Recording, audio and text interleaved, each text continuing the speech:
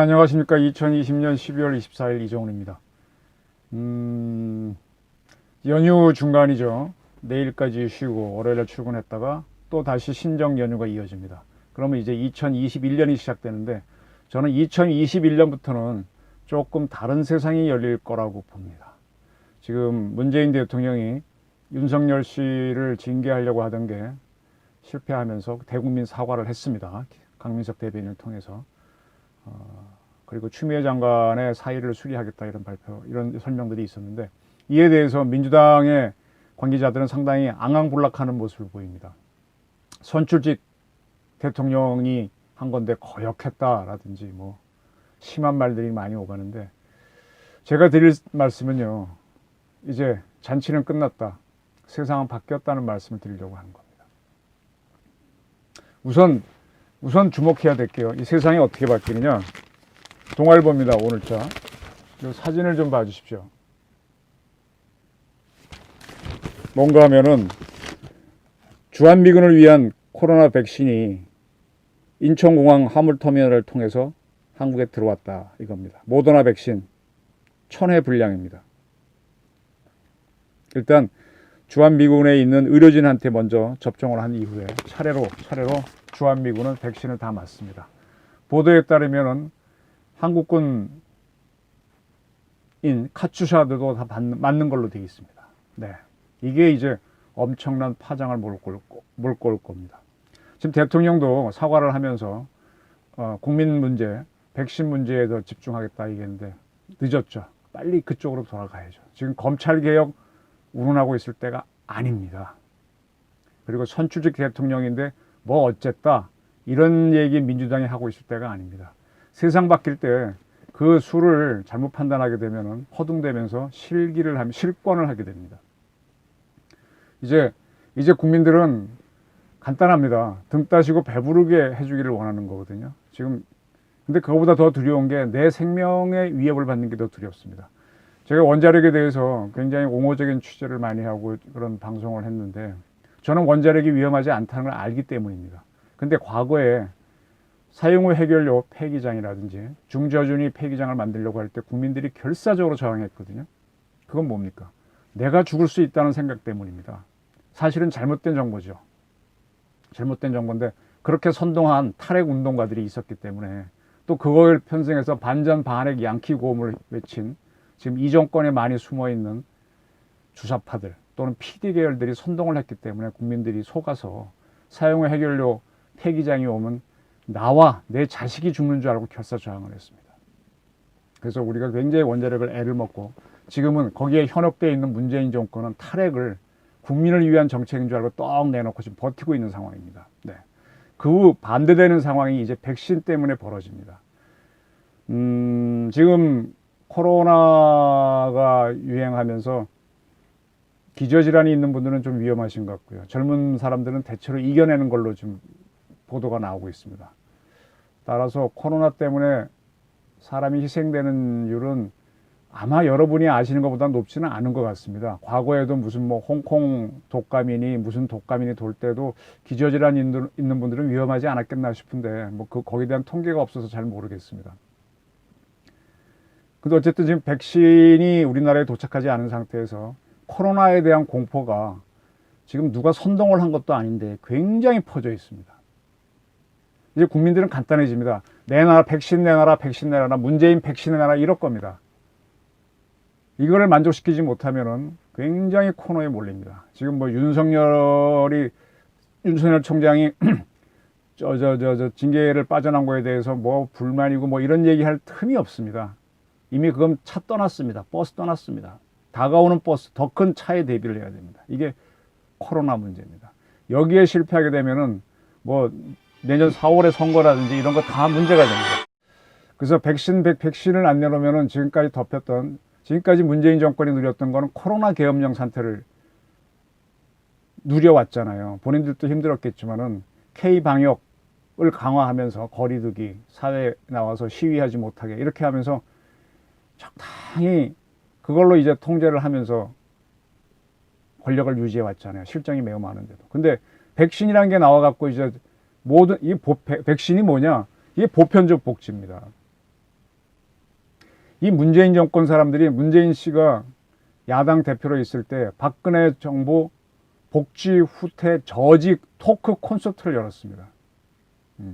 저는 아주 그 사건을 잊지 못하는 사건을 갖고 있는데, 그때 이재명 씨 참가하고 변사한 박원순 시장 3명이 토크 콘서트를 열었어요. 복지 후퇴 저직 토크 콘서트.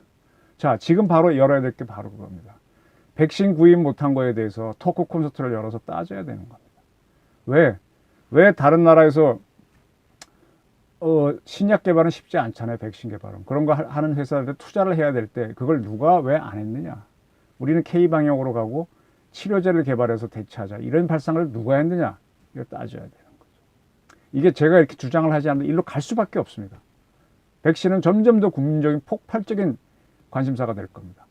제가 드리는 말씀은 뭔가 하면요. 문재인 정권 사람들, 아니, 검찰개혁위원회 들어갔던 김종민 변호사, 상당히 이 정부 편인데, 그분도 이번 행정법원에 갔던 거는 말도 안 되는 소리라, 국민학교 사람만 봐도 다 아는 거다. 징계위 결정문 보세요.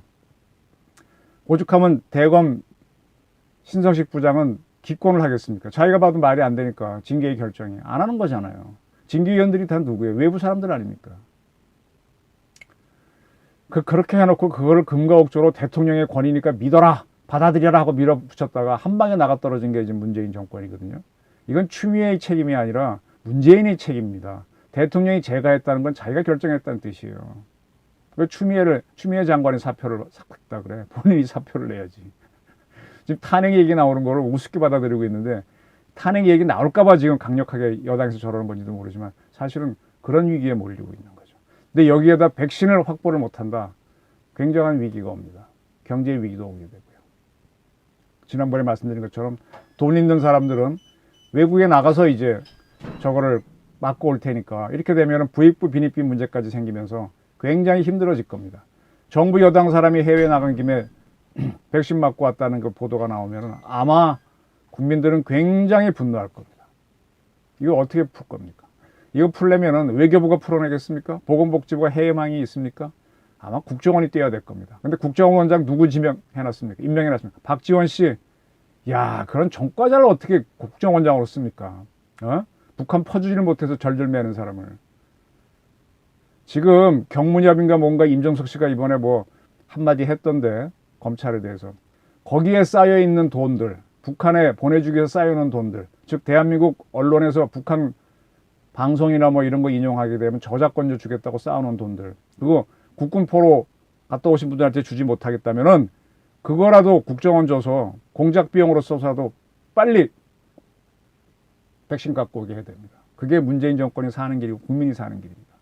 지금 문정부 사람들이 자, 이번에 연휴 끝나고 또 그 다음 연휴 끝나고 나면 세상이 바뀔 거라 그랬는데 뭐 이렇게 억울해할 게 없어요. 지금은 그대들의 공격은 끝났습니다. 이제는 공수고대 수비로 들어갑니다.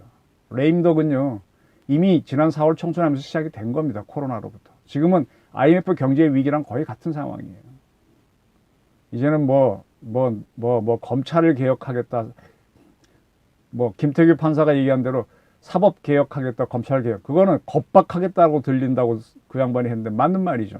지금 우리 조선일보의 박정원 논설위원이 민주 건달들이 이 나라 망쳤었는데, 민주 건달들이 지금 이 정권에 너무 많잖아요. 예? 직접 돈 안 벌어보고 편승해서 벌었던 사람들이 쉽게 버는 줄 아는데, 참 저희 같은 월급쟁이들은 따박따박 일하고 받는 돈이거든요. 근데 그것도 못 받고 않는 자영업자들은 정말 힘듭니다. 민주 건달들은 뭐 했습니까? 그래서 정권 잡고 뭐하고 하니까는 자식들 뭐 해외 유학 보내고 뭐 그러고 살고 있잖아요. 그러니까 놓고 싶지 않은 거겠죠. 그래서 싸우겠다고 하지만 세상 바뀌었습니다. 지금부터 윤석열이나 검찰개혁, 뭐 공수처 출범 이런 거 국력 모을 때가 아닙니다. 백신 확보에 최선을 다해서 겨우 본전이라 찾아야 될 겁니다. 그리고 그게 있어야만 경제가 돌아갈 겁니다.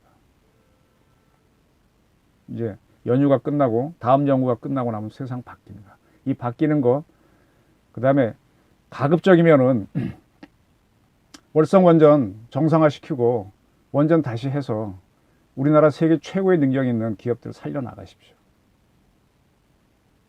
살려나가십시오. 그게 국민의 국민을 살리는 길이고 어정쩡하게 가지 마시고요. 경제 돌아가게 하십시오. 전기값이라도 싸야만 국민들은 그게 복지입니다. 탈핵주의자들 한 줌도 안 되는 그런 사람들 질질 끌려가고 있어요. 그리고 윤미향 사건 정확하게 수사하십시오. 정확하게 수사하십시오. 저렇게 국민 선동, 반일 선동해갖고 우리 앞길을 막은 자들 철저하게 수사하게 하십시오. 윤미향 씨는 민주당에서 정신이 똑바로 하겠다면 빨리 제명해야 됩니다. 앵벌이 한 사람들, 어려운 사람이어서 앵벌이 한 사람들, 지금 거기서 자살하신 분들 다 원한이 있어요. 이영구 차관 같은 사람들, 이런 사람들, 변창훈 저런 지명자 같은 사람들을 장관으로 쓰고 하는 순간에 이 정권은 점점 더 위기로 갈 겁니다. 자, 수렁은 시작됐다. 이제는 방어 잘하려면 첫 번째 백신 확보한 거 갖고 이 정부가 버티기 힘들 겁니다. 이제는 점점 더 좋은 사람들, 아마 여권 내에서 찾아봐야 법무부 장관 후보자 마땅한 사람 없을 거예요. 진짜 괜찮은 사람 찾고 국토교통부 장관도 찾고 그런 식으로 가야 될 겁니다. 정상화. 이념에 쌓인 정치 안 됩니다. 코로나 1년 지난 상황은 완전히 다른 세상인 거 아시고 제대로 대처하시기 바랍니다. 지금 여권에서 노영민 비서실장 책임론을 거론하고 있죠. 이런 것들이 다 왜 나오겠습니까? 백신 도입에 실패했기 때문 아닙니까? 백신 게이트. 그러니까 왜 백신을 빨리 도입하자는 의견을 못 내고 이걸 막았느냐 이겁니다. 무슨 얘기인지 아시겠습니까? 모든 책임은, 백신을 확보하지 못한 책임은 문재인 정권으로 갑니다. 그래서 지금은 뭐 어떻게 남한테 윤석열을 어떻게 한다, 검찰 개혁한다 이게 아니라 백신 확보에 최선을 다해야 되고, 어떻게 보면 노무현 문재인 정권에서는 정권 방어에 최선을 다할 때입니다. 방향이 틀리면은 폭망으로 갈 수도 있습니다. 감사합니다.